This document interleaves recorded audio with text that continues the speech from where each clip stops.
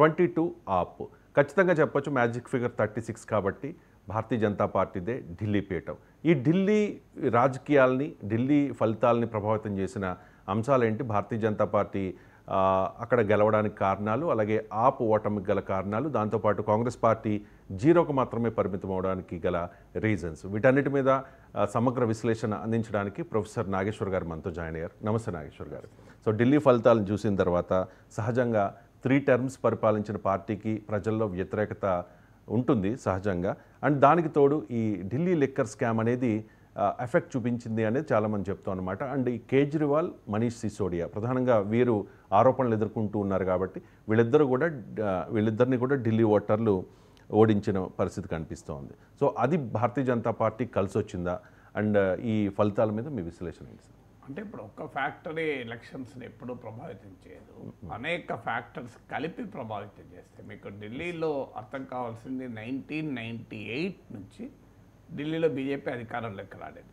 కానీ అధికారంలోకి రాకపోయినా ఢిల్లీలో బీజేపీకి పవర్ఫుల్ ఓట్ బేస్ ఉంది. అంటే ఓడిపోయినప్పుడు కూడా 32% మినిమం ఓట్ బేస్ ఉంది. మీకు 32 to 38% మధ్య అసెంబ్లీ ఎన్నికల్లో బీజేపీ ఓట్ బేస్ ఉంటూ వచ్చింది. మీకు అదే లోక్సభ ఎన్నికలకు వచ్చే వరకు 2014లో 46% to best of my memory, 2019లో 56% ఓటింగ్ వచ్చింది. అంటే మీరు గమనిస్తే లోక్సభ ఎన్నికలకు అసెంబ్లీ ఎన్నికలకు మధ్య ఒక 14 to 18% గ్యాప్ ఉంది. అంటే అసెంబ్లీ అంటే దీన్ని బట్టి మనకు అర్థమయ్యేది ఏంటి? ఒకటి, బీజేపీకి 32 to 38% అంటే చాలా రాష్ట్రాల్లో అధికారంలోకి తెచ్చేటువంటి ఓటింగ్. ఇప్పుడు మీకు ఉదాహరణకు 32% వచ్చిన చోట చాలా చోట్ల పవర్లోకి వేస్తారు. ఈవెన్ నరేంద్ర మోడీకి కూడా అదే పర్సెంట్ ఓటింగ్ వచ్చింది. ఆయన ప్రధానమంత్రిగా ఉండగలుగుతున్నాడు.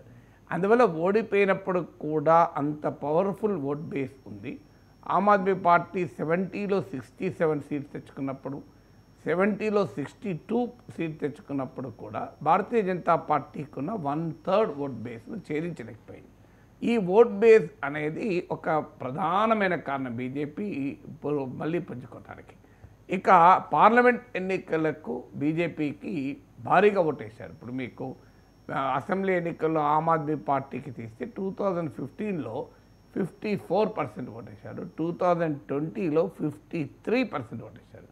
అంటే 54-53% ఆమ్ ఆద్మీ పార్టీకి వస్తుంటే దాదాపు అదే రేంజ్లో అటు ఇటు బీజేపీకి పార్లమెంట్ ఎన్నికల్లో వచ్చాయి. అంటే అసెంబ్లీ ఎన్నికల్లో మీకు పార్లమెంట్ ఎన్నికల్లో 46 to 56% మధ్యలో వచ్చింది. అంటే అర్థం ఏంటి?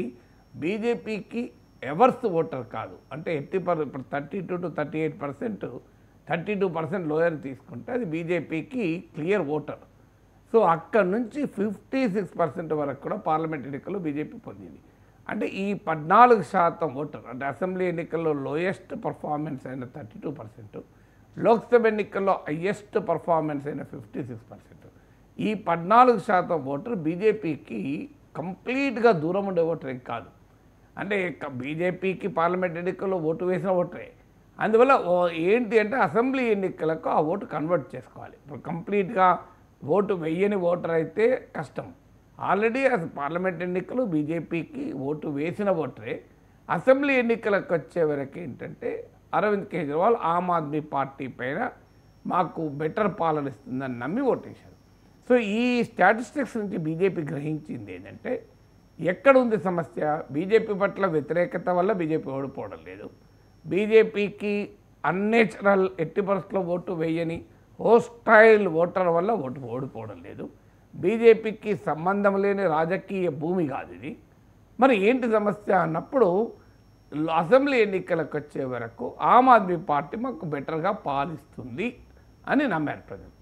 అక్కడ దెబ్బ కొట్టగలిగితే ఈ ఓటు తమకు ట్రాన్స్ఫర్ అవుతుంది అనేది బీజేపీ ఆశించింది. సరిగ్గా అక్కడ దెబ్బ కొట్టగలిగింది. ఎలా దెబ్బ కొట్టగలిగింది అంటే అనేక ఫ్యాక్టర్స్. ఒకటి, కేజ్రీవాల్ ఇమేజ్ పైన, ఆమ్ ఆద్మీ పార్టీ ఇమేజ్ పైన దెబ్బ కొట్టింది. అలాగే కేజ్రీవాల్ ఆమ్ ఆద్మీ పార్టీ ప్రభుత్వాన్ని పనిచేయకుండా చేసి దెబ్బ కొట్టింది. కేజ్రీవాల్ ఆమ్ ఆద్మీ పార్టీకి ఉన్నటువంటి social base, middle class, Purvanchali social base ఉంది.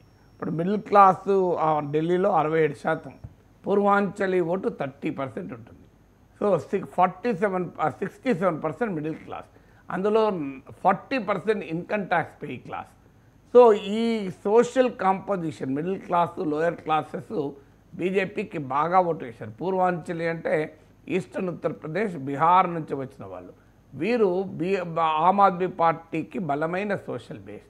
అలాగే ఎకనామిక్గా తీసుకున్నప్పుడు స్లమ్స్లో ఉన్నవాళ్ళు, దళిత్స్, ఇలాంటి వాళ్ళు ప్రధానమైన ఓటు వేశారు. వాల్మీకి దళితుల్లో కూడా మరీ ముఖ్యంగా జాతవ్స్, వాల్మీకీసు.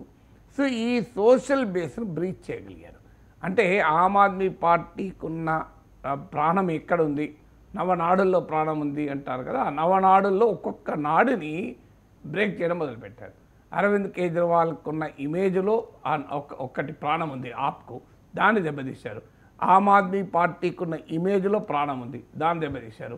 ఆమ్ ఆద్మీ పార్టీకి ఉన్న పూర్వాంచలి ఓట్ బేస్లో ప్రాణం ఉంది, దాన్ని దెబ్బతీశారు. మూడోది. నాలుగోది, ఆమ్ ఆద్మీ పార్టీకి ఉన్న మిడిల్ క్లాస్లో ఆ పార్టీకి ప్రాణం ఉంది, అక్కడ దెబ్బతీశారు. ఐదవది, పేద వర్గాలు, స్లమ్స్, అక్కడ ఆమ్ ఆద్మీ పార్టీకి ప్రాణం ఉంది, దాన్ని దెబ్బకొట్టారు. ఆరవది, మీకు దళిత్ ఓట్ బేస్లో మీకు ప్రాణం ఉంది, అక్కడ దెబ్బకొట్టారు. ఇలా ఎక్కడెక్కడెక్కడెక్కడైతే ఆమ్ ఆద్మీ పార్టీకి ప్రాణం ఉందో అక్కడక్కడ దెబ్బకొట్టారు. ఇక కొన్ని చోట్ల భారతీయ జనతా పార్టీ పనిని కాంగ్రెస్, ఎంఐఎం, బీఎస్పీలు చేశాయి. కాగరగారి గంధర్వులు చేసినట్లుగా మీకు ముస్లింల్లో ఆప్కు మంచి ఓటింగ్ ఉంది. అక్కడ బీజేపీ దెబ్బ కొట్టడానికి స్కోప్ ఏమీ లేదు కనుక అక్కడ అరవింద్ కేజ్రీవాల్ సయాన కొంత దెబ్బ కొట్టుకున్నాడు, కొంత కాంగ్రెస్ పార్టీ, ఎంఐఎంలు దెబ్బ కొట్టాయి. దళితుల్లో బీజేపీ దెబ్బ కొట్టగలిగింది, బహుజన్ సమాజ్ పార్టీకి కూడా దెబ్బ కొట్టగలిగింది. ఆ ఢిల్లీలో ఒక డెలివరెన్స్, ఇది ఢిల్లీ కోసం పుట్టిన నాయకుడు అనేటువంటి భావన కేజ్రీవాల్ పైన ఉంది. అది ప్రాణం. మోడీ దేశం కొరకు బాగా చేస్తాడు కానీ ఢిల్లీ కొరకు అయితే కేజ్రీవాలే కావాలని అక్కడ దెబ్బ కొట్టగలిగింది. చూడు, కేజ్రీవాల్కు ఢిల్లీ ముఖ్యం కాదు, దేశమంతా ముఖ్యమని. ఇలా ఆమ్ ఆద్మీ పార్టీకి లైఫ్ ఎక్కడుంది, ఆమ్ ఆద్మీ పార్టీకి జీవం ఎక్కడుంది, అక్కడక్కడల్లా దెబ్బ కొట్టడం మొదలుపెట్టారు. అక్కడక్కడల్లా దెబ్బ కొట్టే వరకు అన్ని వైపుల నుంచి దెబ్బ కొట్టారు. మీకు పద్మవ్యూహంలో మహాభారతంలో అభిమన్యుడి కథ ఉంటుంది. ఏం చేశారు? దుర్యోధనుడు, ద్రోణుడు, కర్ణుడు, శకుని, అశ్వత్థామ, ఈ మహావీరులందరూ కలిసి అభిమన్యుని ఒకరు రథాన్ని ఇరగొట్టారు, ఒకరు బాణాన్ని ఇరగొట్టారు, ఒకరు ఇంకోటి ఇరగొట్టారు. అంతకన్నా ముందు సైంధవుడు భీమార్జున నకల సహదేవులు, ధర్మరాజు భీముడు నకల సహదేవులు రాకుండా ఆపాడు. ఇలా అభిమన్యుని ఎలాగైతే అన్ని వైపుల నుంచి ఆయనకున్న నవనాడుల్ని బంధించారో కరెక్ట్గా ఎన్నికలనే పద్మవ్యూహంలో కేజ్రీవాల్ను ఆ రకంగా బీజేపీ చోక్ చేయగలిగింది, ఒక రకంగా రిలేటివ్లీ చోక్డ్. సో అందువల్ల ఈ రకమైన అద్భుతమైన విజయాన్ని బీజేపీ సాధించగలుగుతుంది. అండ్ ఒమర్ అబ్దుల్లా ఒక ట్వీట్ చేశారు సార్,